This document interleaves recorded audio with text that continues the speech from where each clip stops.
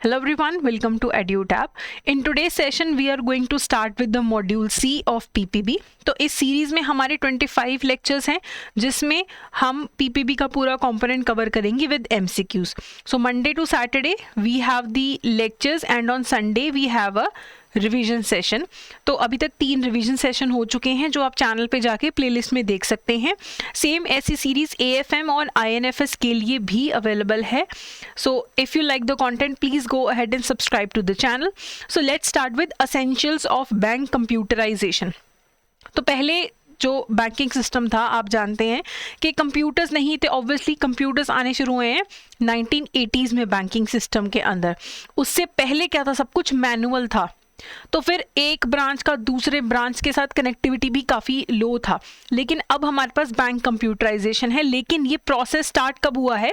ये process start हुआ है आफ्टर 1983 जब रिपोर्ट आई है रंगराजन कमेटी की ऑन बैंक मैकेनाइजेशन कि कंप्यूटराइजेशन करना है हमें अपने बैंकिंग सिस्टम के अंदर to improve the banking facilities for the customer. तो इंडियन बैंकिंग इंडस्ट्री ने टेक्नोलॉजी को लेवरेज करके हुए अपनी कस्टमर सर्विस को इम्प्रूव किया है, अपनी रिपोर्टिंग को इम्प्रूव किया है. कन्वेंशनल बैंकिंग से हम अब कन्वीनियंस बैंकिंग की तरफ मूव कर गए हैं. ऑब्वियसली जब ये इंट्रोड्यूस हुआ था कंप्यूटराइजेशन बैंकिंग में तो बहुत से जो बैंकर्स हैं स्पेशली जो थोड़े ओल्डर एज के थे they were not very happy with the computerisation and बहुत लोगों ने VRS भी ले लिया था. बट अभी तो सारा जो हमारा बैंकिंग सिस्टम है वो टोटली कंप्यूटराइज्ड है and everyone needs to have a basic knowledge of computers to be a part of the banking sector. तो बैंक कंप्यूटराइजेशन से हमें फ़ायदा क्या मिला है? एक तो कस्टमर सर्विस जो है वो बहुत ज़्यादा इम्प्रूव करी है. कस्टमर्स को अब सिर्फ अपनी होम ब्रांच से ही ट्रांजैक्शन नहीं करना पड़ता, वो कहीं से भी ट्रांजैक्शन कर सकते हैं क्योंकि सारा जो सिस्टम है बैंक के वो कनेक्टेड है. आपका अकाउंट चाहे SBI में है, आप ICICI के ATM से जाके भी पैसे विड्रॉ कर सकते हैं. How is this possible? It is possible because of bank computerisation.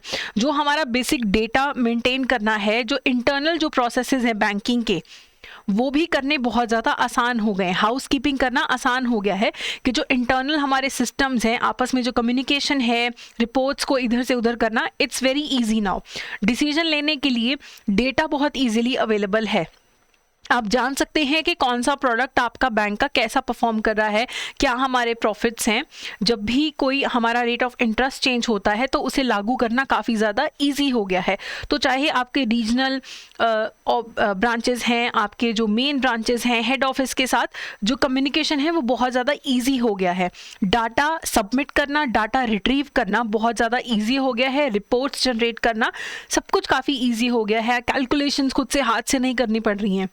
So a lot of ease has come in because of the bank computerization. तो अगर हम कंप्यूटर सिस्टम्स की बात करें तो जो आपका मॉड्यूल C है इसमें काफ़ी कुछ टेक्निकल चीज़ें हैं. लेकिन पहली बात तो मॉड्यूल C का जो भी हमने पढ़ना है उसे सिंपल जो पोर्शंस हैं उसे ही कवर करना है. हमें बहुत ज़्यादा डिटेल में नहीं जाना है टेक्निकल, क्योंकि हमें कंप्यूटर साइंस नहीं करना है. हमें सिर्फ बेसिक्स ऑफ कंप्यूटर्स देखना है जो हमारे बैंकिंग में काम आ सके. तो सिर्फ आपको ओवरऑल आइडिया लेना है इसको लेके. Don't waste so much time on this कि आप एकदम घुस जाएं इस टॉपिक्स के अंदर. सो ओवरव्यू लेना है. तो सबसे पहले बात करेंगे स्टैंड अलोन कंप्यूटर सिस्टम की. स्टैंड अलोन कंप्यूटर सिस्टम क्या है? जो एक पर्सन एक टाइम पे सिस्टम को यूज़ कर सकता है. एक सिस्टम है उसे सिर्फ एक पर्सन ही एक टाइम पे यूज़ कर सकता है, मल्टीपल यूजर्स नहीं हो सकते हैं. ठीक है. लेकिन ऐसे जो स्टैंड अलोन सिस्टम्स हैं इनको एग्जिस्टिंग मल्टी यूजर सिस्टम के साथ कनेक्ट किया जा सकता है और कॉर्पोरेट जो डेटाबेस है उसे एक्सेस किया जा सकता है. ओके. अभी अगर आपका एक स्टैंड अलोन कंप्यूटर सिस्टम है, अगर आप उसे एक मल्टी यूज़र सिस्टम के साथ अटैच कर देंगे तो आपका सिस्टम क्या हो जाएगा? एक वर्क स्टेशन या फिर एक नोड हो जाएगा. आजकल के जो स्टैंड अलोन सिस्टम्स हैं इनमें इंटरनेट है, मल्टीमीडिया है, अच्छे ग्राफिक्स हैं, कम्युनिकेशन सिस्टम है. तो स्टैंड अलोन कंप्यूटर्स को ईजिली मल्टी कंप्यूटर सिस्टम के साथ अटैच किया जा सकता है. ऐसे जो कंप्यूटर्स हैं इनमें इक्विपमेंट कॉस्ट कम होता है, ज़्यादा कॉम्प्लिकेटेड सॉफ्टवेयर नहीं होते हैं, इन्हें चलाना आसान है. जो न्यू बैंकर्स हैं उन्हें ट्रेन करना इजी है इन सिस्टम्स को चलाने के लिए, और काफ़ी सिक्योरिटी रहती है because only one person is using that system, not multiple people are using that system. लेकिन इनमें प्रोसेसिंग स्पीड थोड़ा कम होता है, डाटा स्टोरेज कैपेसिटी भी थोड़ी कम होती है। इसी की बजाय जो मल्टी यूजर सिस्टम्स हैं उसमें एक ही कंप्यूटर सिस्टम को कई लोग यूज़ करते हैं, जैसे जो हमारे मिनी कंप्यूटर्स हैं, माइक्रो कंप्यूटर्स हैं, मेन फ्रेम कंप्यूटर्स हैं, इंडिया ने कुछ सुपर कंप्यूटर्स भी बनाए हैं। ये मल्टी यूज़र सिस्टम होते हैं कि एक ही हमारा प्रोसेसिंग सिस्टम है और उसे मल्टीपल लोग यूज़ कर रहे हैं, ये हमारे मल्टी यूज़र सिस्टम होते हैं। ठीक है, कि आप एक पिक्चर में देखो कि एक हमारा पीछे कंप्यूटर है, ये पर्सन ये पर्सन ये पर्सन सब एक ही सिस्टम को यूज़ कर रहे हैं, अपने अपने सिस्टम्स अटैच करके सेम आप एक प्रोसेसर को यूज़ कर रहे हैं। एक जो मल्टी यूज़र कंप्यूटर नेटवर्किंग है उसके बारे में हम बात करेंगे। अ सेंट्रल कंप्यूटर और a server capable of processing information allows multiple users through various terminals to connected through a network. अब जो हमारा मल्टी यूज़र कंप्यूटर सिस्टम्स होते हैं उसमें एक सेंट्रल कंप्यूटर है जो बहुत बड़े अमाउंट का डेटा भी प्रोसेस कर सकता है, और मल्टीपल यूजर्स जो हैं अपने आप को उस नेटवर्क से टर्मिनल्स के थ्रू कनेक्ट करके उस सेम सिस्टम को यूज़ कर सकते हैं। जो डाटा है उसकी प्रोसेसिंग इंफॉर्मेशन स्टोरेज कहाँ पे हो रही है, एक सेंट्रल सर्वर में हो रही है, और बाकी सब लोग उससे कनेक्टेड हैं, वहाँ से डेटा रिट्रीव कर सकते हैं, वहाँ पे डेटा जो है जमा करवा सकते हैं। तो जो ये हमारा सेंट्रल कंप्यूटर होगा इसमें स्पीड जो होगी प्रोसेसिंग की, डाटा को प्रोसेस करने की, वो बहुत ज़्यादा होगी और बहुत सारे यूजर्स जो हैं उसी से कनेक्टेड होंगे। ठीक है, जो हमारा बैंकिंग सिस्टम है उसमें भी ये सेंट्रलाइज्ड डेटा प्रोसेसिंग का कॉन्सेप्ट होता है। ठीक है, कुछ ऑपरेटिंग सिस्टम्स होते हैं जैसे कि यूनिक्स नाम के, उनको यूज़ करके एक सेंट्रलाइज्ड डेटा प्रोसेसिंग किया जाता है बैंकिंग सिस्टम में। और जो टर्मिनल्स होते हैं यानी कि जो एक हमारा मेन कंप्यूटर है इससे बहुत सारे जो सिस्टम्स कनेक्टेड हैं उनके पास लिमिटेड पावर्स होती है, लोकली इंफॉर्मेशन को प्रोसेस नहीं किया जा सकता, तो ज़्यादा पावर किसके पास होती है, ये सेंट्रलाइज कंप्यूटर के पास होती है। जितने ज़्यादा यूजर्स बढ़ते जाते हैं उतना ही जो हमारा सेंट्रल सर्वर है, मेन हमारा सेंट्रल कंप्यूटर है, उसके ऊपर बर्डन भी बढ़ता जाता है। ठीक है, ब्रांचेस तो आपस में कनेक्टेड हैं ही हैं।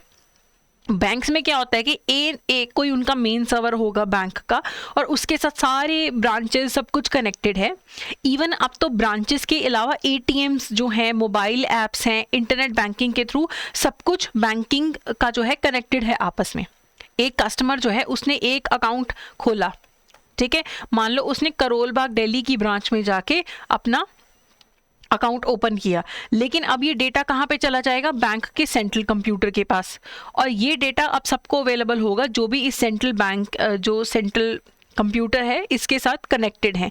तो अब इवन जो एटीएम्स हैं वो भी कनेक्टेड होंगे, आपकी जो मोबाइल ऐप्स हैं वो भी कनेक्टेड होंगी, जो दूसरी ब्रांचेस हैं वो भी इस सेंट्रल सर्वर के साथ कनेक्टेड होंगी। इसीलिए तो हम अपना डेटा आजकल कहीं से भी रिट्रीव कर पाते हैं। ठीक है, तो सेंटर जो हमारा सेंट्रल प्रोसेसर होगा उसमें सारा डेटा जो है वो प्रोसेस होता है। ठीक है, अब बात करते हैं लैन की, लोकल एरिया नेटवर्क की। ये आपके एग्जाम के लिए इंपॉर्टेंट है, बेसिक इसमें से क्वेश्चंस पूछे जा सकते हैं लैन के रिगार्डिंग। पहली बात तो एक कंप्यूटर नेटवर्क क्या है। कंप्यूटर नेटवर्क एक डाटा कम्युनिकेशन नेटवर्क है जहां पे डाटा स्टोर किया जाता है।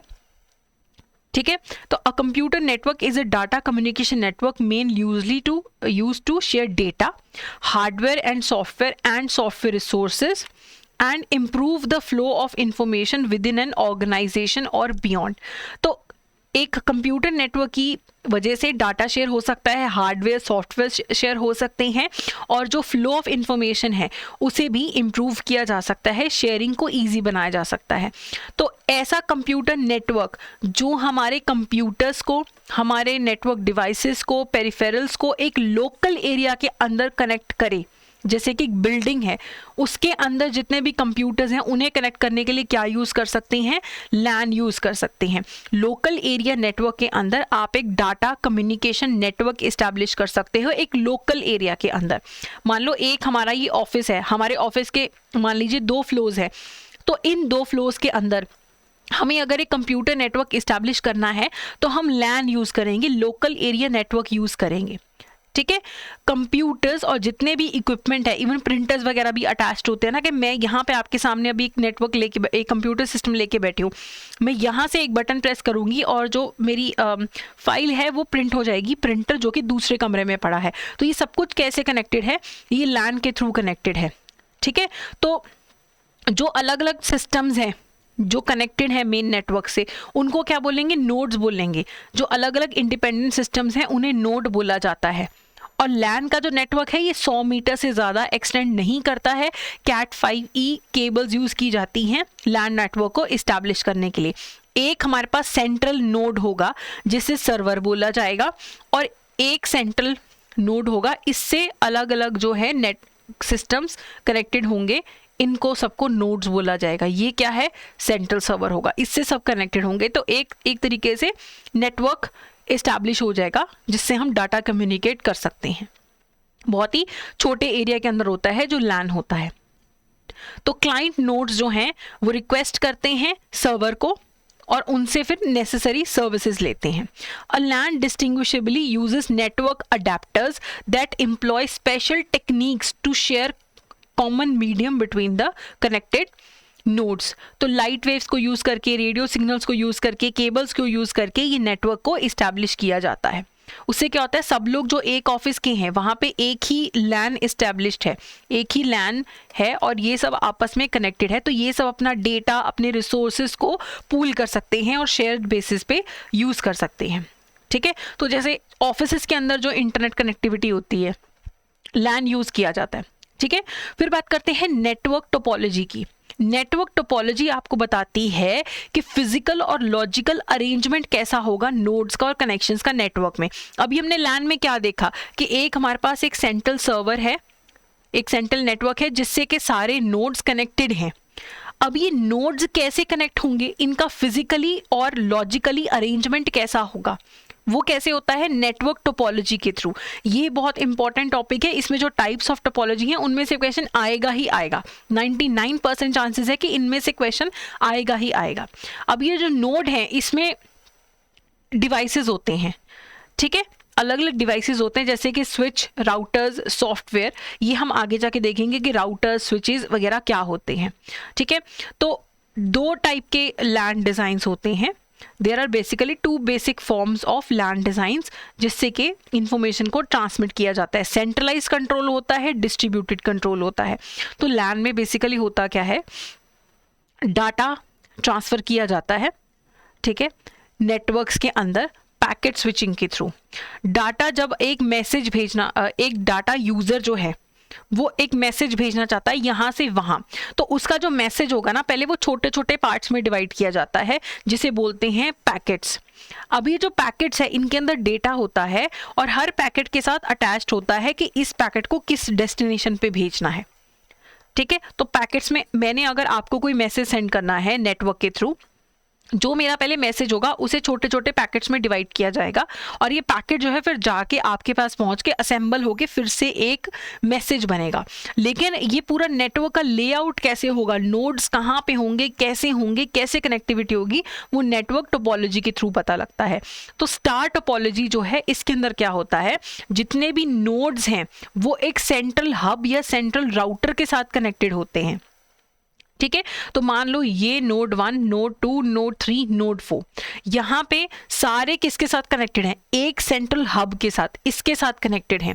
तो अगर मुझे डेटा ना नोड 4 से नोड 1 भेजना है, कैसे जाएगा, पहले नोड 4 से हब के पास जाएगा, हब से नोड 1 के पास जाएगा। नोड्स की आपस में कनेक्टिविटी नहीं है, नोड्स आपस में कनेक्टेड नहीं है, सब कैसे लिंक्ड है, मेन सर्वर के थ्रू लिंक्ड है, ठीक है। तो अगर n नंबर ऑफ लिंक्स हैं तो n नंबर ऑफ नोड्स हैं, नोड 1, नोड 2, नोड 3, नोड 4, तो लिंक्स भी कितने हैं, 1, 2, 3, 4, ठीक है। जब भी हमें एक नया नोड अटैच करना है तो एक न्यू केबल के साथ यहाँ पे मान लो नोड 5 यहाँ पे कनेक्ट हो जाएगा। स्टार टोपोलॉजी इसे बोलते हैं, स्टार की एक तरीके से शेप बनती है यहाँ पे।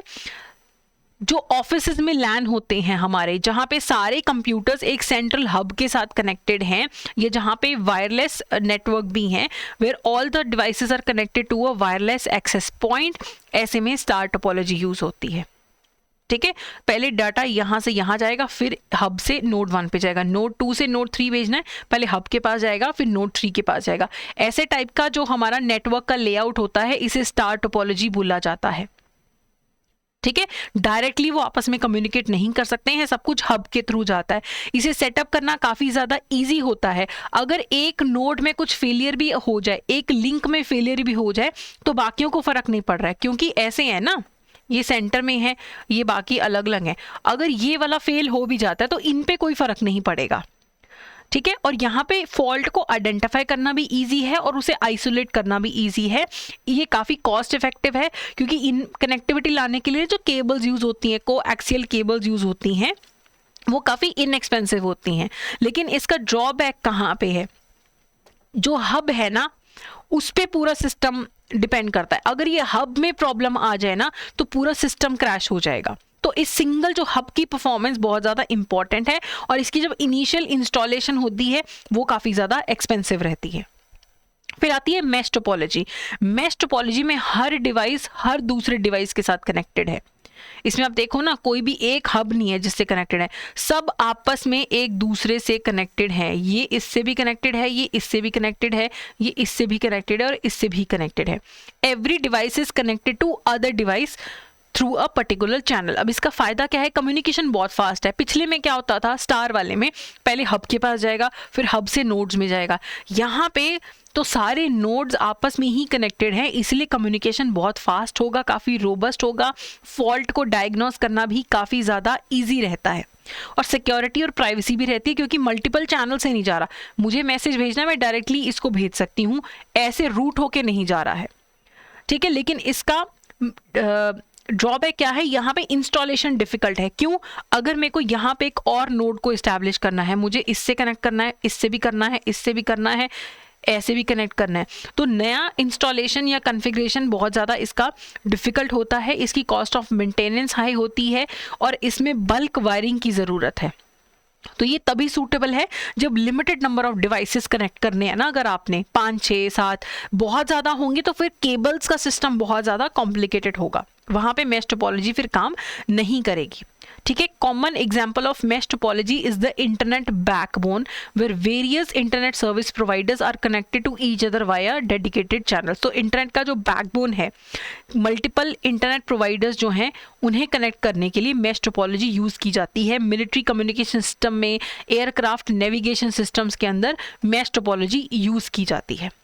ठीक है, अब बस टोपोलॉजी की बात करते हैं। ये एक तरीके का नेटवर्क टोपोलॉजी है, जहाँ पे सिंगल केबल के थ्रू कंप्यूटर डिवाइसेस कनेक्टेड होते हैं। बाई डायरेक्शनल है, डाटा इधर भी फ्लो करेगा, इधर को भी फ्लो करेगा।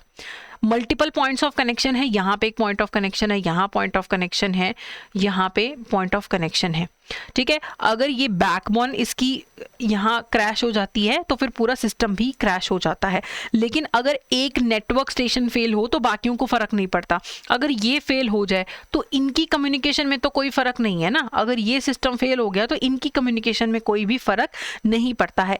एक सिंगल केबल से सारे डिवाइसेस कनेक्टेड हैं यहाँ पे। अब इसका फायदा क्या है? ठीक है, if n number of devices are connected to each other in a bus topology, then the number of cables required to connect them is 1, known as a backbone cable, and n drop lines are required. देखो अब यहाँ पे एक ही main cable है, नया system install करना है तो ये एक ड्रॉप लाइन ऐड कर दो और एक नया सिस्टम अटैच कर दो। एक नया ड्रॉप लाइन अटैच करो, नया सिस्टम। ये केबल तो सेम ही रहेगी ना, ये आपको एक्स्ट्रा खर्चा करने की ज़रूरत नहीं है यहाँ पे। ठीक है, इसमें भी कोएक्सियल या ट्विस्टेड पेयर केबल लगती है यहाँ पे, और इसका कॉस्ट केबल्स का जो है काफ़ी कम है बाकी टोपोलॉजी से। छोटे छोटे नेटवर्क्स अगर आपको इस्टेब्लिश करने हैं तो आप बस टोपोलॉजी यूज़ कर सकते हो। अब इसका एक ड्रॉबैक भी है कि आपको बहुत सारी ड्रॉप लाइन्स ऐड करनी पड़ सकती हैं। केबलिंग में मेन केबल तो एक ही है, लेकिन हर बारी आपको नया केबल के थ्रू इसे फिर कनेक्ट करना पड़ता है। बहुत सारा केबलिंग रिक्वायरमेंट है यहाँ के अंदर। अगर ट्रैफिक हाई है तो नेटवर्क में कोलिजन्स हो सकते हैं, और जब आप जैसे जैसे नए नए डिवाइसेस ऐड करते रहते हो तो फिर जो हमारा नेटवर्क है वो स्लो डाउन हो जाता है। सिक्योरिटी भी इसमें काफ़ी कम रहती है। ठीक है, इसका एक कॉमन एग्जाम्पल है बस टोपोलॉजी का ईथरनेट। ईथरनेट लैन, जहाँ पे सारे डिवाइसेस जो हैं एक सिंगल कोएक्सियल केबल के साथ कनेक्टेड होते हैं। इवन जो हमारा केबल टेलीविजन नेटवर्क है वो भी बस टोपोलॉजी को ही यूज़ करते हैं। फिर आती है रिंग टोपोलॉजी। ये जो आपके सामने स्क्रीन है ये रिंग टोपोलॉजी है। ये हमारा एक सेंट्रल प्रोसेसर है, ये कंप्यूटर्स, लैपटॉप, प्रिंटर, ये सब एक रिंग टोपोलॉजी में कनेक्टेड है। Information is pass from one node to other in a series. मुझे यहाँ से यहाँ डेटा भेजना, पहले यहाँ से यहाँ जाएगा, यहाँ से यहाँ जाएगा, ठीक है। डाटा जो है एक ही डायरेक्शन में ट्रांसमिट होता है। It is not bidirectional, it is unidirectional. एक ही डायरेक्शन में डाटा जो है वो ट्रांसमिट होता है। एक भी स्टेशन अगर कोलैप्स कर गया पूरा सिस्टम डिसेबल हो जाता है, क्योंकि डाटा कैसे फ्लो कर रहा है, ऐसे एक डायरेक्शन में। एक में भी यहाँ प्रॉब्लम आ गई तो पूरा सिस्टम यहाँ पे कोलैप्स कर जाता है। इसे रिंग टोपोलॉजी बोला जाता है। इसके फायदे क्या हैं? डाटा बहुत हाई स्पीड से ट्रांसमिट होता है, कोलिजन नहीं होता इसमें। एक ही डायरेक्शन में जा रहा है, दो डायरेक्शन में तो जा नहीं रहा, तो जो डेटा है उसमें कोलिजन नहीं होता है। इसे इस्टेब्लिश करना काफ़ी ज़्यादा चीप है और ये स्टार टोपोलॉजी से काफ़ी ज़्यादा सस्ता है, ठीक है। लेकिन ड्रॉबैक क्या है? एक अगर आपका नोड फेल हो गया पूरा नेटवर्क आपका फेल हो जाता है, ट्रबल शूटिंग काफ़ी डिफ़िकल्ट हो जाती है, ठीक है। और जब भी आपको एक नया सिस्टम ऐड करना है, रिमूव करना है, तो पूरी टोपोलॉजी डिस्टर्ब हो जाती है और काफ़ी कम सिक्योरिटी है इसके अंदर, सिक्योरिटी ज़्यादा नहीं है रिंग टोपोलॉजी के अंदर। फिर बात करते हैं ट्री टोपोलॉजी की। ट्री टोपोलॉजी में क्या है? ये एक मेन आपका सर्वर है, ये फिर उसकी ब्रांच नोड्स हैं, ये फिर आगे लीव नोड्स हैं। इस तरीके से ये इस्टेब्लिश होता है, ऐसे लेवल्स के अंदर ये इस्टेब्लिश होता है। ये ट्री टोपोलॉजी है। एक आपका सेंट्रल नोड होगा, इसे बोला जाएगा ट्रंक, ठीक है। और उसके बाद फिर ये ऐसे आगे ब्रांच नोड्स, फिर उसके आगे लीव नोड्स में कनेक्टेड होगा, ठीक है। तो मल्टीपल ऐसे सिस्टम्स इसमें इस्टेब्लिश किए जा सकते हैं। इससे क्या होता है कि नए डिवाइसेस ऐड करना काफ़ी ज़्यादा आसान रहता है। Detection of error and correction of error बहुत ज़्यादा इजी होता है।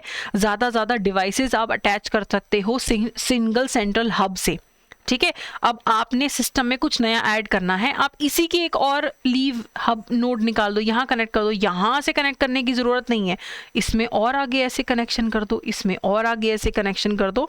तो नए सिस्टम्स ऐड करना काफ़ी ज़्यादा इसके अंदर ईजी रहता है। लेकिन इसमें नुकसान क्या है?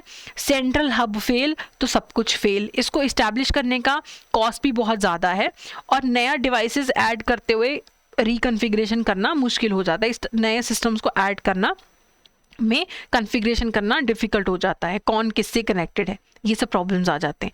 अब एक एमसीक्यू देख लेते हैं। Which of the following statements are correct regarding ring topology? All the devices are connected in a closed loop. एक क्लोज लूप होती है ना रिंग टोपोलॉजी में, ऐसे सारे सिस्टम्स। तो ये वाली स्टेटमेंट क्या है? सही है। Data transmission is possible in one direction only. ये भी मैंने आपको बोला था कि एक ही डायरेक्शन में डेटा मूव करता है, ये भी सही है। The breakdown of any one station on the ring can disable the entire LAN. अगर एक भी आपका स्टेशन जो नोड है वो अगर काम करना बंद करता है तो पूरे लैन पे इफेक्ट पड़ता है, ये भी बिल्कुल सही है। So all of the above, D is the correct answer. Which of the following statement is or are correct regarding star topology? All the nodes are connected to a central controller directly. कौन सी अब इसमें से गलत बतानी है star topology की? ये बोल रहे हैं कि क्या सारे नोड्स जो हैं वो एक सेंट्रल कंट्रोलर के साथ कनेक्टेड होते हैं? देखो पेपर में ना डायग्राम्स मेंटली याद रखना, ये ऐसे स्टार टोपोलॉजी ऐसे याद रख लो, ये आपके अलग अलग सिस्टम्स इसके साथ कनेक्टेड हैं। All the nodes are connected to a central controller directly, yes बिल्कुल सही। The addition of a new nodes increases communication delay. नया नोड ऐड करने से कम्युनिकेशन डिले नहीं होता है, क्योंकि बस यहाँ पे एक्स्ट्रा ऐड कर दो, किसी के थ्रू नहीं ना होके जा रहा डेटा, डायरेक्ट कनेक्टिविटी है। तो ये वाला स्टेटमेंट आपका गलत है, इनकरेक्ट पूछा गया है, तो B is the correct answer. अब बात करते हैं नेटवर्क प्रोटोकॉल से। नेटवर्क प्रोटोकॉल होते हैं rules and procedures data transmit करने के लिए। इलेक्ट्रॉनिक डिवाइसेस जैसे कंप्यूटर्स के बीच में जो डाटा ट्रांसमिट होता है उनको लेके क्या रूल्स एंड प्रोसीजर्स होंगे, उन्हें बोला जाता है प्रोटोकॉल्स, ठीक है। क्या नेटवर्क प्रोटोकॉल होगा ये उसके अडॉप्टर पे डिपेंड करता है, अडेप्टर पे। अडेप्टर ईथरनेट हो सकता है, टोकन रिंग हो सकता है। ईथरनेट क्या है? एक टेक्नोलॉजी है डिवाइसेस को कनेक्ट करने के लिए। लैन और वैन, लैन हमने देख लिया, वैन हम आगे जाके देखेंगे। लैन और वैन को कनेक्ट करने के लिए जो हमारी टेक्नोलॉजी है ईथरनेट है, ठीक है, for connecting devices in LAN and वैन। और जो टोकन रिंग होता है ये भी एक तरीका है, ठीक है, डिवाइसेस को कनेक्ट करने का। और इसमें लेकिन जो टोकन रिंग होता है, डाटा जो है सिर्फ एक डायरेक्शन में यूजिंग अ डेटा मूव करता है। लैन के अंदर टोकन रिंग यूज होता है, ईथरनेट जो है लैन और वैन दोनों में ही यूज हो सकता है। अब हम कुछ नेटवर्क डिवाइसेस के बारे में पढ़ लेते हैं। देखो ये जो है आपका डेटा जो आपके स्क्रीन के सामने आ रहा है, इन्हीं में से डायरेक्टली क्वेश्चन बन जाएंगे। They are not going to change the language much. तो नेटवर्क डिवाइसेस में हम देख लेते हैं नेटवर्क इंटरफेस कार्ड्स क्या होते हैं। नेटवर्क इंटरफेस कार्ड्स को नेटवर्क इंटरफेस कंट्रोलर भी बोल सकते हैं। ये एक हार्डवेयर कंपोनेंट होता है, ठीक है, कंप्यूटर टू कंप्यूटर नेटवर्क को कनेक्ट करने के लिए हम network interface cards NICs use करते हैं। फिर होता है हब। हब भी एक हार्डवेयर डिवाइसेस ही है, ठीक है, to connect several devices to a single network and also connect segments of LAN. LAN की सेगमेंट्स को कनेक्ट करने के लिए या फिर मल्टीपल डिवाइसेस को सिंगल नेटवर्क के साथ कनेक्ट करने के लिए हब को यूज किया जाता है। ये एक हार्डवेयर डिवाइस है, ठीक है। ये स्विच से कम सोफिस्टिकेटेड है, स्विच हम आगे जाके देखेंगे। It broadcast data to every computer or Ethernet base connected to it. फिर बात करते हैं स्विच की। स्विच एक हार्डवेयर कंपोनेंट है, इसके थ्रू भी मल्टीपल डिवाइसेस को एक साथ कनेक्ट किया जा सकता है एक सिंगल नेटवर्क पे, ठीक है। मल्टीपल डिवाइसेस को कनेक्ट करने के लिए हार्डवेयर कंपोनेंट यूज होता है, हब भी यूज होता है, स्विच भी यूज होता है। हब जो है कम सोफिस्टिकेटेड है, स्विच जो है वो थोड़ा ज़्यादा सोफिस्टिकेटेड है। फिर बात करते हैं ब्रिज की। ब्रिज क्या है? ये एक हार्डवेयर डिवाइस है, ठीक है, that creates a single aggregate network from multiple networks, which creates a single network. Multiple networks को कनेक्ट करके एक सिंगल जो नेटवर्क क्रिएट करे उसे ब्रिज बोलते हैं। ओके, चलिए राउटर्स क्या होते हैं? ये एक नेटवर्किंग डिवाइस है। It forwards data packets. हमने देखा था ना कि जब भी आपको कोई मैसेज भेजना है, पहले अलग अलग पैकेट्स में, डेटा पैकेट्स में वो डिवाइड होता है, फिर वो ट्रांसमिट होता है, ठीक है। तो ये डेटा पैकेट्स को कंप्यूटर नेटवर्क्स के बीच में फॉरवर्ड करने में हेल्प करते हैं, उन्हें राउटर्स बोलते हैं। ये ट्रैफिक डायरेक्ट करते हैं इंटरनेट की, कि कौन सा डेटा जो है कैसे मूव करेगा। जैसे भी आप कोई भी डेटा भेजते हो इंटरनेट के थ्रू, वेब पेज पे, ईमेल के थ्रू आप कोई भी डेटा भेजते हो, वो डेटा पैकेट्स में फॉर्म होता है। पैकेट जो है वो फिर मूव कैसे करेगा? राउटर्स की मदद से, ठीक है। एक राउटर से दूसरे राउटर पे जाएगा नेटवर्क के अंदर, ठीक है। ऐसे ही इंटरनेट फॉर्म होता है। जब तक कि अपनी डेस्टिनेशन में नहीं पहुंचता वो पैकेट एक राउटर से दूसरे राउटर तक ऐसे मूव करता रहेगा। ये राउटर बताएगा कि डाटा जो है कैसे ट्रैफिक इनका कंट्रोल होगा। फिर बात आती है गेटवेज की। गेटवेज भी एक कंप्यूटर में हार्डवेयर कंपोनेंट है जो एक गेट की तरह काम करता है, अलग अलग नेटवर्क्स के अंदर गेट की तरह काम करता है। It acts as a node that serves as an entry point for various other networks. Multiple networks के लिए entry point का काम करता है। It acts as a connection between two very dissimilar networks. अगर दो नेटवर्क्स आपस में बिल्कुल भी मिलते जुलते नहीं हैं तो उनके बीच में कनेक्शन क्रिएट करने का काम करते हैं गेटवेज। कई बार आप देखेंगे, आप ना किसी वेबसाइट पे क्लिक करोगे, वहां पे लिखा जाता है गेटवे फेलियर। तो यहाँ पे गेटवेज अलग अलग दो नेटवर्क्स को कनेक्ट करने में फेल हो जाता है कई बार, ठीक है। तो दो अलग अलग नेटवर्क्स को कनेक्ट करने में हेल्प करते हैं gateways, while router routes various data packs between similar set of networks. Router के थ्रू जब डेटा जाता है तो वो सिमिलर टाइप के नेटवर्क्स के अंदर डेटा मूव करता है। गेटवेज क्या करता है? अलग अलग टाइप के नेटवर्क्स को कनेक्ट करने में हेल्प करता है, ठीक है। फिर बात आती है फायरवॉल की। फायरवॉल तो हम सबके कंप्यूटर्स में होता ही है। ये एक तरीके का नेटवर्क सिक्योरिटी सिस्टम है जो आने वाली और जाने वाले जो भी नेटवर्क्स हैं उन पे ध्यान रखता है। सिक्योरिटी रूल्स के अकॉर्डिंगली किस को हमने ट्रस्टेड नेटवर्क समझना है, किसको अनट्रस्टेड नेटवर्क समझना है। अनट्रस्टेड नेटवर्क है उससे हमने डेटा नहीं आने देना अपने सिस्टम के अंदर, ठीक है। तो मैं ये बात समझती हूँ कि कुछ चीज़ें काफ़ी टेक्निकल हैं, क्योंकि हमें पेपर के लिए रिक्वायरमेंट नहीं है, तो हमने एक दो बार पढ़ के लैंग्वेज देख लेनी है बस, कि हमें पेपर में कोई वर्ड क्लिक कर जाए कि इसका आंसर ये होगा। अगर पेपर में पूछा जाए कि ये एक नेटवर्किंग डिवाइस है जो डाटा पैकेट्स को फॉरवर्ड करता है अलग अलग कंप्यूटर नेटवर्क्स के बीच में, दो, राउटर क्लिक कर दो, सिक्योरिटी सिस्टम का काम करता है फायरवॉल क्लिक कर दो। आपको डिटेल में नहीं जाना है इसके, ठीक है। फिर बात आती है वैप की। वैप क्या होते हैं? Wireless application protocol. Wireless application protocol क्या है? ये भी एक सेट ऑफ कम्युनिकेशन प्रोटोकॉल्स हैं, ठीक है, कि कैसे to standardize the way wireless devices, mobile phones and radio transceivers can be used for internet access. Wireless application programs जो protocols हैं वो भी एक set of protocols है, set of tools हैं, सेट ऑफ रूल्स हैं जो बताते हैं कि जो भी मोबाइल फ़ोन वगैरह हैं ये कैसे कम्युनिकेट करेंगे, इनमें कम्युनिकेशन कैसा होगा। Specification for a set of communication protocols to standardise the way wireless devices such as mobiles, phones, radio transceivers can be used for internet access. Mobile phones वगैरह को कैसे आप यूज़ करोगे इंटरनेट एक्सेस के लिए, उसके लिए क्या प्रोटोकॉल्स होंगे, वो होता है वैप, wireless application protocol. Wireless devices के लिए यूज़ होता है ये वैप। अब हमारा मोबाइल है वो वायरलेस है, तो वो कैसे यूज़ होगा कम्युनिकेशन के लिए, क्या प्रोटोकॉल्स रूल्स होंगे, वो वैप के थ्रू होता है। वो एक set of protocols, set of procedures होता है। फिर होता है रिपीटर्स। रिपीटर्स होते हैं एक तरीके के नेटवर्क डिवाइसेस जो आने वाले सिग्नल को एम्पलीफाई करते हैं या रीजनरेट करते हैं उन्हें दोबारा ट्रांसमिट करने से पहले, ठीक है। ये एक नेटवर्क की कवरेज बढ़ाने के लिए यूज़ किए जाते हैं, इन्हें सिग्नल बूस्टर्स भी बोला जाता है, ठीक है। जो भी इनकमिंग सिग्नल है वो रिपीटर के पास आके रीजनरेट होगा, एम्पलीफाई होगा, तो इसे बोला जाता है रिपीटर्स। फिर आते हैं मॉडम्स। मॉडम्स जो है ये एक कंप्यूटर हार्डवेयर डिवाइस होते हैं जो डेटा को कन्वर्ट करते हैं from a digital format into a format suitable for an analog transmission medium. आपके पास जो डेटा आ रहा है वो डिजिटल फॉर्मेट में आ रहा है, उसे मॉडम को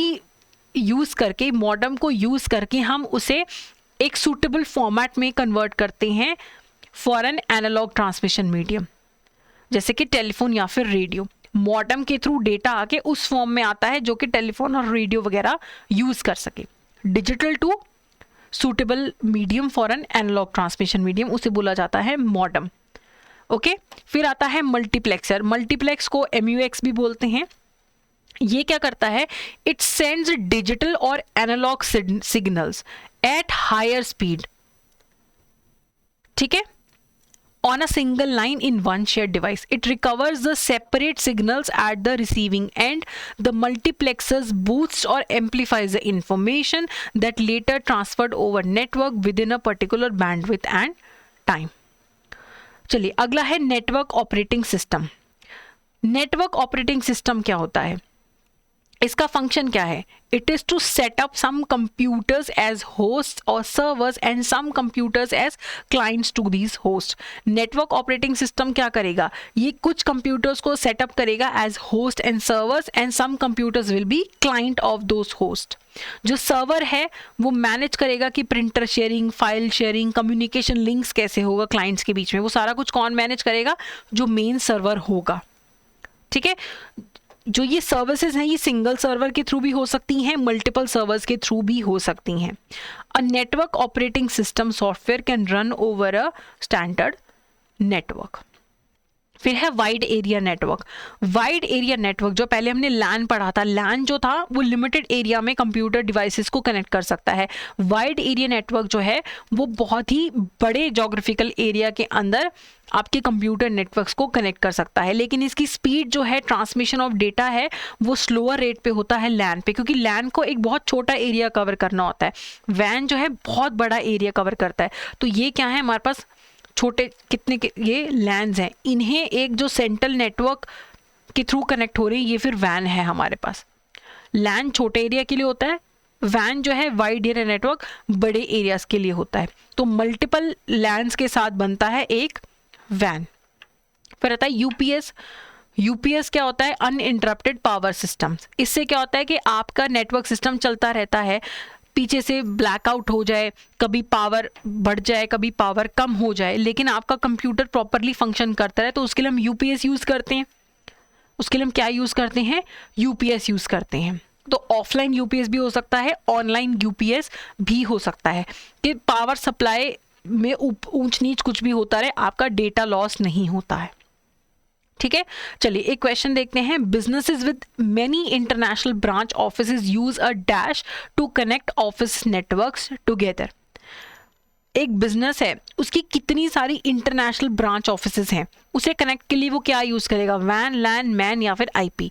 अब देखो इंटरनेशनल ब्रांचेस हैं, उन्हें कनेक्ट करना है, लैन नहीं यूज हो सकता, लैन बहुत लिमिटेड एरिया में होता है, यहाँ पे क्या यूज होगा, वैन यूज होगा, क्योंकि एक इंडिया में है, एक यूएसए में है, तो मल्टीपल लैंड्स होते हैं, उन्हें यूज करके एक बड़ा वैन बनता है। तो वैन जो है इंटरनेशनल ब्रांचेस को, रिमोट वर्किंग वालों को, सबको कनेक्ट करना है, तो आप वैन यूज करेंगे। ठीक है, which of the following is not an important objective of computerization in banking. Banking के अंदर हम जब कंप्यूटराइजेशन लेके आए हैं, तो इनमें से क्या हमारा मकसद नहीं था कंप्यूटराइजेशन लाने का। कस्टमर सर्विस इंप्रूव होगी, ये तो ऑब्जेक्टिव था। मैन पावर रिड्यूस करना हमारा मकसद नहीं था, कंप्यूटर्स को लेके आना। हमारा मकसद था बैंक्स में कंप्यूटराइजेशन लाने का, कि सिस्टम्स इंप्रूव हो, कंप्यूटर के थ्रू कस्टमर सर्विस इंप्रूव हो, डिसीजन मेकिंग अच्छी हो, प्रॉफिटेबिलिटी इंक्रीज हो। मैन पावर रिड्यूस करना कभी भी ऑब्जेक्टिव नहीं था, so B is the correct answer. अब बात करते हैं कोर बैंकिंग की। देखिए, अब आप कोई भी ट्रांजैक्शन कहीं पे भी करते हैं, आपका पूरा जो अकाउंट है वो अपडेटेड रहता है। ठीक है, तो बैंकिंग के अंदर क्या है, अब आपका एक सेंट्रलाइज्ड एक होस्ट होता है जिससे सारी आपकी बैंक्स की ब्रांचेस कनेक्टेड हैं। एक बैकएंड सिस्टम है जिसपे सारी बैंकिंग की ट्रांजैक्शन आपकी प्रोसेस होती रहती हैं और आपके अकाउंट्स हमेशा अपडेटेड रहते हैं। तो आजकल कोर बैंकिंग सॉल्यूशंस यूज होते हैं, सीबीएस, जिसकी वजह से आपका जो डेटा है हमेशा अपडेटेड रहता है। किसी भी ब्रांच से, एटीएम से ट्रांजैक्शन करो, आपके अकाउंट्स हमेशा कोर बैंकिंग की वजह से कनेक्टेड है। ओके, तो इसमें अब हम बात करते हैं डेटा वेयर हाउसिंग की, डेटा माइनिंग की। इससे पहले ना हम डेटा लेक देखते हैं। देखो, अब एक गूगल है, गूगल के पास सबसे ज़्यादा डेटा है इस टाइम दुनिया में, तो उनके पास जितना भी डेटा आ रहा है वो एक सेंट्रलाइज्ड रिपोजिटरी में डेटा है, जहाँ पे आपका स्ट्रक्चर्ड, अनस्ट्रक्चर्ड डेटा हर प्रकार का एक ही जगह पे आपने डंप कर रखा है, वो है आपका डेटा लेक। डेटा लेक में आपका जो डेटा है वो बिल्कुल अनस्ट्रक्चर्ड फॉर्म में है, कोई इसके अंदर अलाइनमेंट नहीं है, कुछ नहीं है, सब एक जगह पे डंप कर रखा है, वो होते हैं आपके डेटा लेक्स।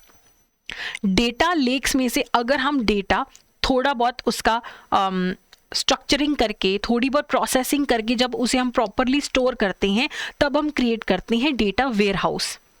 ठीक है, डेटा लेक में क्या है, बिल्कुल ही रॉ फॉर्म में है डेटा।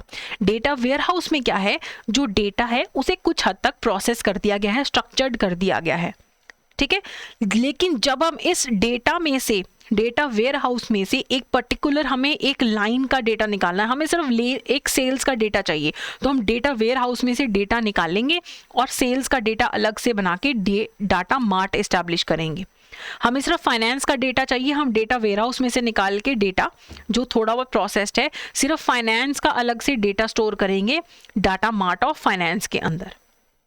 ठीक है, तो जो हम ये प्रोसेस यूज करते हैं कि हम इतने सारे डेटा के अंदर से सिर्फ उतना डेटा ही निकालते हैं जो हमारे लिए इंपॉर्टेंट है, हमें कुछ पैटर्न्स आइडेंटिफाई करते हैं और उन डेटा की मदद से हम डेटा को एनालाइज करके कोई प्रॉब्लम सॉल्व करने की कोशिश करते हैं। अब देखो, अब एक कंपनी है, उसके पास बहुत सारा डेटा है, अब वो ये जानना चाहते हैं कि हमारी सेल्स बढ़ क्यों नहीं रही है, तो पड़े हुए डेटा को ही एनालाइज करके उसमें से पैटर्न निकाल के वो उसको एनालाइज करके अपनी प्रॉब्लम को सॉल्व करेंगे डेटा माइनिंग के थ्रू, जिसके लिए मल्टीपल टेक्निक्स यूज होती हैं। डेटा मार्ट हमने ऑलरेडी देख लिया कि डेटा वेयर हाउस में स्ट्रक्चर्ड डेटा पड़ा है, लेकिन अलग से एक लाइन ऑफ बिजनेस का हमें डेटा चाहिए, एक सिंगल सब्जेक्ट के लिए हमें डेटा चाहिए, तो हम अलग से किस में स्टोर करते हैं, डेटा वेयर हाउस में से निकाल के डेटा मार्ट के अंदर। अब मुझे सिर्फ स्किन केयर के बारे में डेटा चाहिए, तो मैं अपने इस सारे डेटा में से स्किन केयर का डेटा मार्ट अलग से बना लूंगी। मुझे व्हीकल्स का डेटा चाहिए, तो मैं डाटा वेयर हाउस में से सिर्फ व्हीकल्स का अलग से डेटा निकाल के डेटा मार्ट क्रिएट कर लूंगी। ठीक है, डेटा लेक तो हमने देख लिया, बिल्कुल अनस्ट्रक्चर्ड डेटा सब रॉ एक जगह पे फेंक दो। ठीक है, आप इसको एक एग्जांपल समझो, आपकी अलमीरा है, उसमें कपड़े आपने सब ऐसे लाए पटक दिए, उसमें आपके शर्ट्स, पैंट्स, स्वेटर्स सब कुछ एक जगह आपने डंप कर दिया, डेटा लेक आपका पड़ा है ऐसा। फिर आपने क्या किया, आपने इनको सबको तय लगा के रख दिया, लाइन में तय लगा के रख दिया, पता लग रहा है कहाँ क्या कपड़ा पड़ा है, आपने बना दिया डेटा वेयर हाउस। फिर आपने क्या किया, जितने भी आपकी पैंट्स है उसको आपने एक अलग कबर्ड में यहाँ पे रख दिया, ये आपकी अलमीरा है, यहाँ पे आपने सारी अपनी पैंट्स रख दी। फिर आपने सारी शर्ट्स निकाली, आपने एक जगह पे सब स्टैक कर दी। फिर आपने अपने स्वेटर्स निकाले, आपने उन्हें एक जगह पे रख दिया। आपने सॉक्स निकाली, एक जगह पे रख दिया। ये आप क्या क्रिएट कर रहे हो, आप डेटा मार्ट क्रिएट कर रहे हो। आई होप आपको अब समझ आ गया हो कि data lake, data warehouse और डेटा आपके मार्ट के अंदर क्या डिफरेंस है। ठीक है, अब एक क्वेश्चन देखते हैं, which of the following statement is or incorrect regarding core banking system.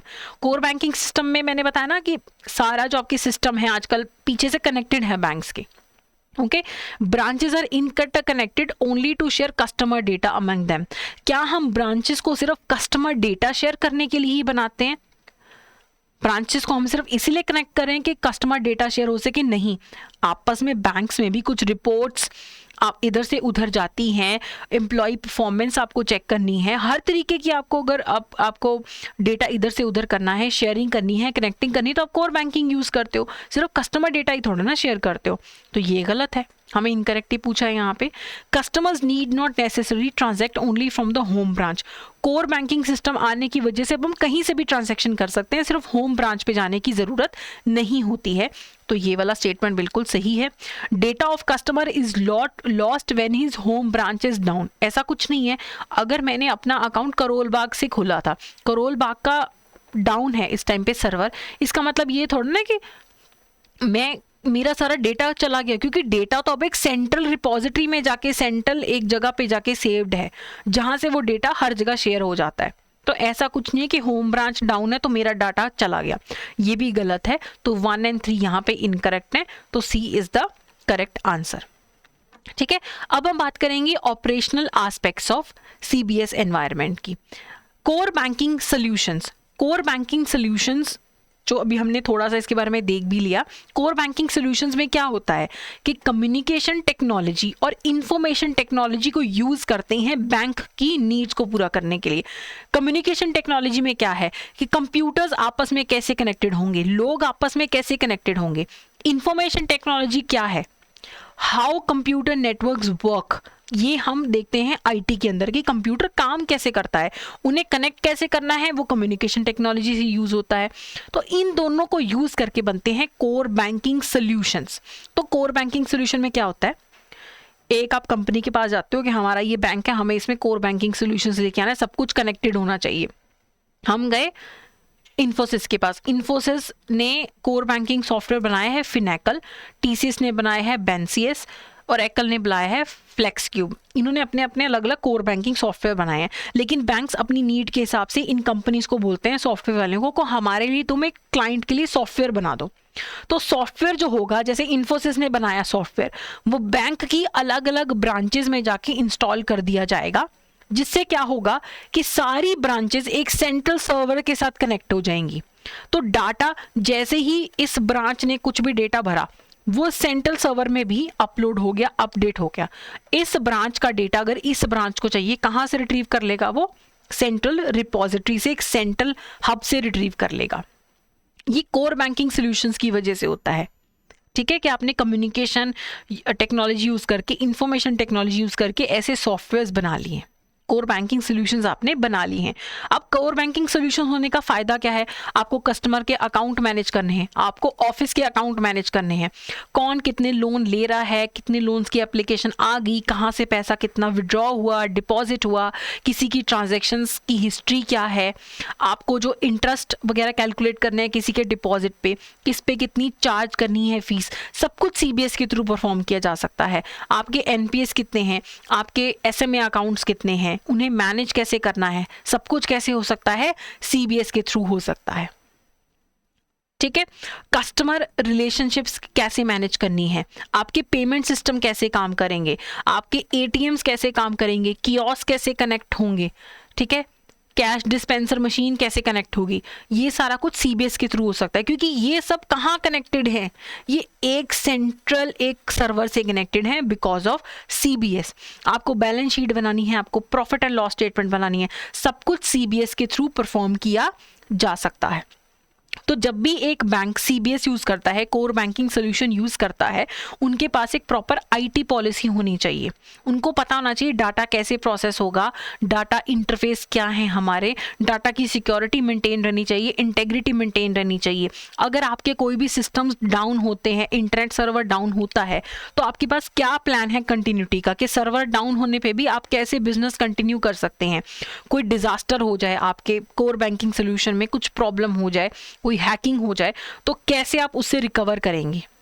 ठीक है, मैनुअल प्रोसेसिंग करनी भी आनी चाहिए, रिपोर्ट्स कैसे जनरेट होंगी, हार्ड कॉपीज कब कैसे जनरेट होंगी, ये सब कुछ आपके पास सिस्टम एस्टैब्लिश होने चाहिए जब भी आप एक सीबीएस एस्टैब्लिश करते हो।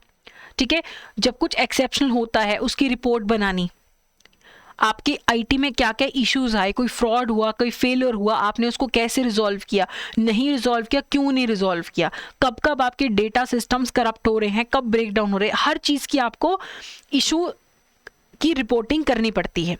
ठीक है, इन इश्यूज को सही से हैंडल करने के तरीके भी आपके पास होने चाहिए। कस्टमर अगर कोई कंप्लेंट करता है ट्रांजैक्शंस को लेके, उन्हें आपने कैसे रिजॉल्व किया है, क्योंकि अगर आप सीबीएस सिस्टम लेके आ रहे हो, यानी कि आप कंप्यूटर सिस्टम लेके आ रहे हो हर जगह पे, उसमें कभी भी कोई भी दिक्कत आती है उसे कैसे रिजॉल्व करना है, इसको लेके पॉलिसी होनी चाहिए आपके पास। कब क्या क्या हुआ, सब चीज़ को लेके आपकी रिपोर्टिंग होनी चाहिए। ठीक है, considering the importance of IT system a bank must have. अब इंफॉर्मेशन टेक्नोलॉजी हर बैंक यूज कर रहा है, तो क्या होना चाहिए बैंक के पास, क्या आईटी पॉलिसी होनी चाहिए, होनी चाहिए। डेटा इंटेग्रिटी, डेटा सिक्योरिटी होनी चाहिए, होनी चाहिए। Disaster recovery plan, business continuity plan, ये सब कुछ होना चाहिए। ठीक है, तो यहाँ पे D all of the above जो है करेक्ट आंसर है। सब कुछ ये एक बैंक के पास अवेलेबल होना चाहिए। तो अभी हम इससे रिलेटेड कुछ होमवर्क क्वेश्चंस देख लेते हैं, जिसका आंसर आप हमें कमेंट सेक्शन में देंगे। Which of the following statement is or are correct regarding WANs, wide area network के रिगार्डिंग क्या सही है। The transmission capacity and speed are limited.